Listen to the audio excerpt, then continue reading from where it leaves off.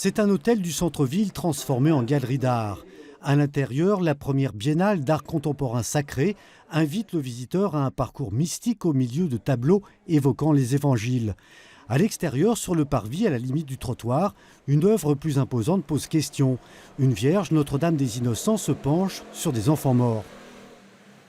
Un enfant, c'est un don de Dieu. C'est quelque chose pour moi de très émouvant. Moi-même, je n'ai pas eu d'enfant, peut-être pour moi c'est encore plus fort. Donc, j'ai simplement voulu rendre un témoignage de la beauté que représente la vie et combien d'enfants non nés auraient pu être des génies. La statue est une commande particulière de la directrice de l'hôtel, fervente catholique. Notre-Dame des Innocents est censée pointer du doigt les femmes qui ont eu recours à l'avortement.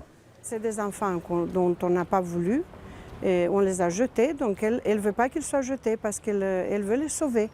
Donc voilà, en les sauvant, elle essaie de sauver aussi les âmes des parents qui les ont jetés. Une grossière provocation selon les militantes du planning familial.